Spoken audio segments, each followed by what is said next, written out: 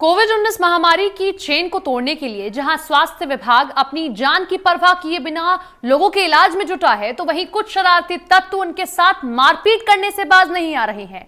ऐसा ही एक मामला फरीदाबाद के सेक्टर 62 आशियाना फ्लैट में आज देखने को मिला, जब स्वास्थ्य विभाग की टीम से आशा वर्कर वहां पर लोगों के स्वास्थ्य का सर्वे करने के लिए गई, लेकिन सहयोग तो दूर कहिए, उनके साथ गाली गलौज की गई, उनके साथ मारपीट तक शुरू कर दी गई।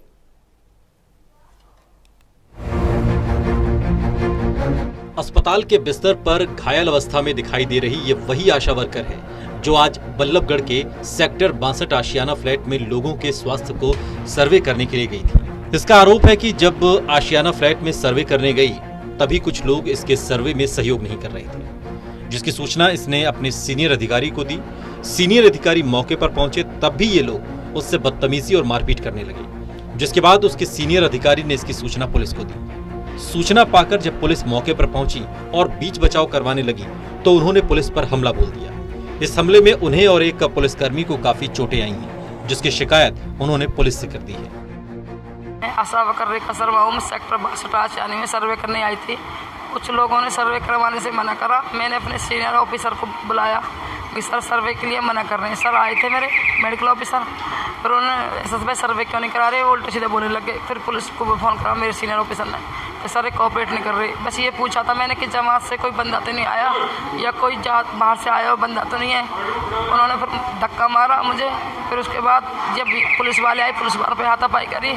ये देखो, पूरा मामला तो ये था कि अभी 1-2 दिन पहले भी ये सर्वे करने गई थी। वहाँ पे कुछ लोगों ने इन्हें सर्वे के लिए मना कर दिया कि भाई हम सर्वे नहीं करने देंगे, और इस पे उन्होंने कहा भी कि भाई हम सरकार के मुलाजिम हैं, हमें सरकार की तरफ से भेजा गया है, और उन्होंने सर्वे करने के लिए इनकार कर दिया।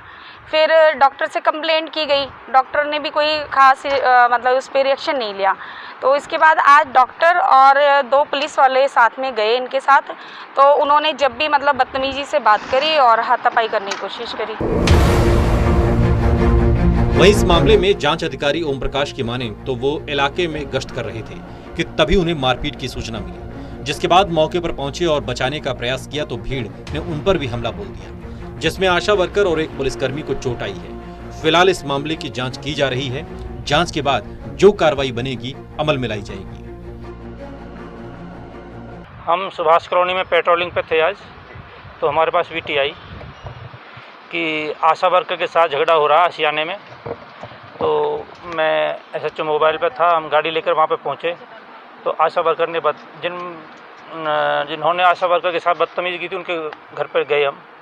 घर के बाहर ही वो लोग सारे मौजूद थे और हमारे सामने भी बदतमीजी से बोल रहे थे। हमने उसे समझाने का प्रयत्न किया, लेकिन थोड़ी देर में वो काफ़ी लोग एकत्रित हो गए और हाथापाई करके वहाँ से भगा दिया। ये ठीक नहीं है। इस पर जिन्होंने हाथापाई की उनके खिलाफ हम कार्रवाई करेंगे।